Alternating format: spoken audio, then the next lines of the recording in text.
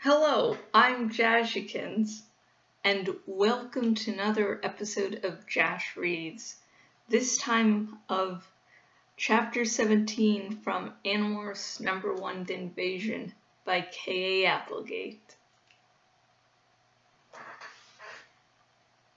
In panic, I tried to run, but my tail was caught. Suddenly, I was free. How had that... I realized what had happened. My tail had snapped off. Looking back, I saw it, still trapped by the giant shoe. It squirmed as if it were still alive. It wiggled like a worm on a hook. The shoe lifted and flew through the air again. I shot up the side of the wall and froze in place. The giant had not seen me. It had not tried to stomp me. It had been an accident. And now my tail... No, the lizard's tail. The giant walked on, shaking the ground as it went. I focused one lizard eye on the figure. It was like trying to make sense out of one of those carnival fun mirrors. But even so, I was pretty sure it was Chapman. I watched him head down the hall, and with all my power, I ordered my lizard body to follow him. I tried not to think about the spider in my stomach, or the fact that I was still not completely dead. I tried not to think about the fact that part of my body was back on the floor, jerking like it was still alive. I just raced along after Chapman, because Chapman might reveal something that would help Tom. I planned to follow Chapman to his office. I'd hide under his desk and listen to him make phone calls. I figured sooner or later he might let something slip about the location of the Yeerk Pool. Cassie and I had talked about it. She said it could take days of hiding in Chapman's office before we learned anything.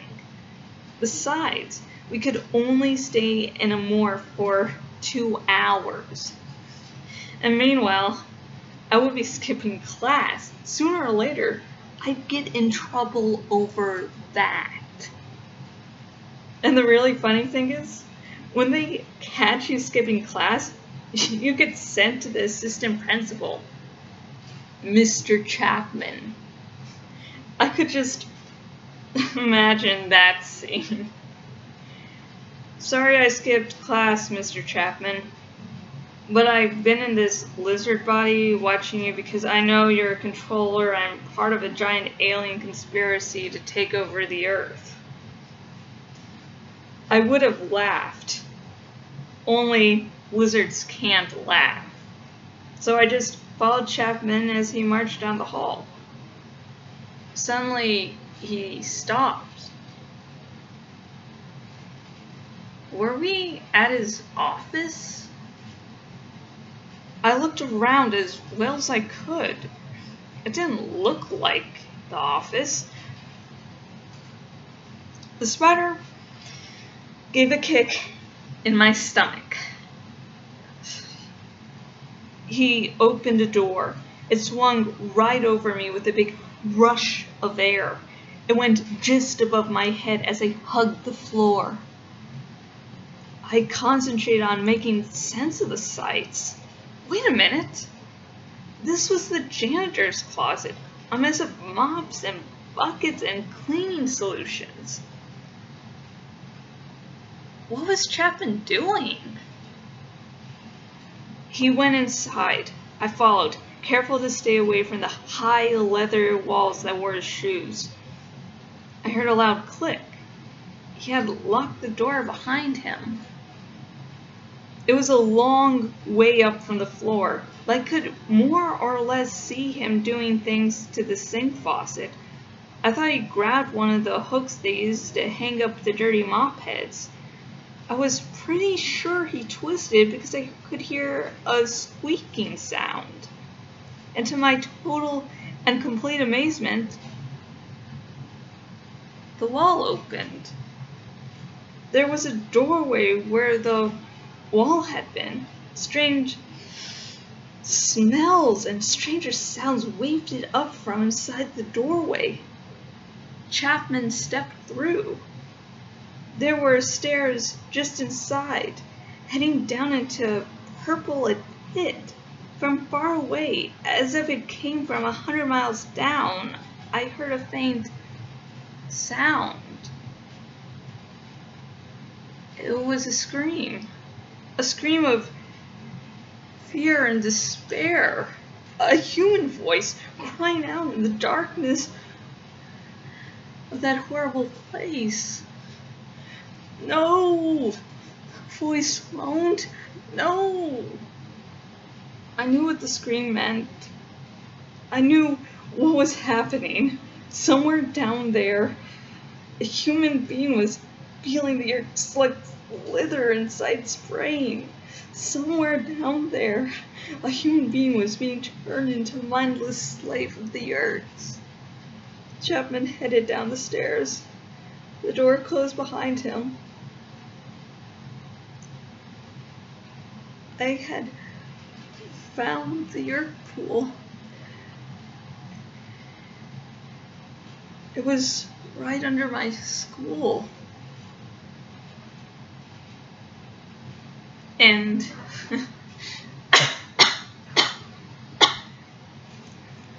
yeah, that was happy days. As I sort of hinted at the end of last chapter, in the last chapter, it was just like, I sort of have nicknamed Jake the Harry Potter of Animorphs, just because it's like, dude, you're a lizard, the tail's just going to snap right off, you'll be fucking fine. And then it's like, oh, it's the lamest cliffhanger ever. Of course, this was marketed towards young kids, so young kids, might not have known how the lizard tails work. I can't remember if I had known that lizard tails can snap right off and grow back before this book or not. That was back in like 1996, folks.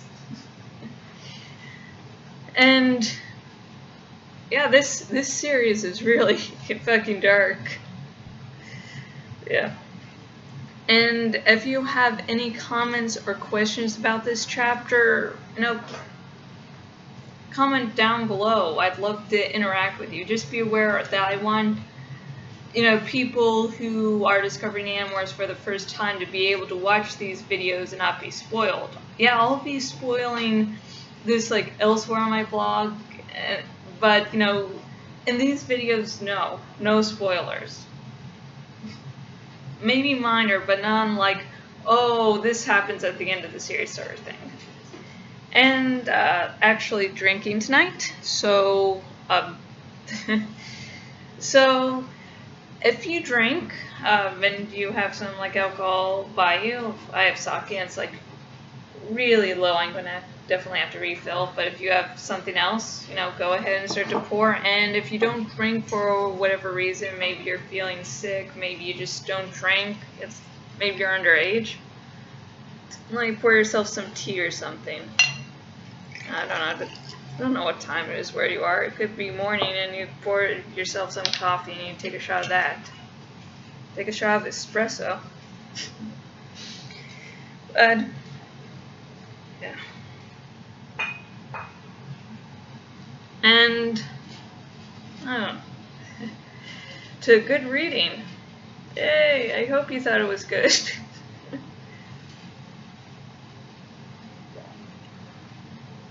The Lizard in Jake's Stomach.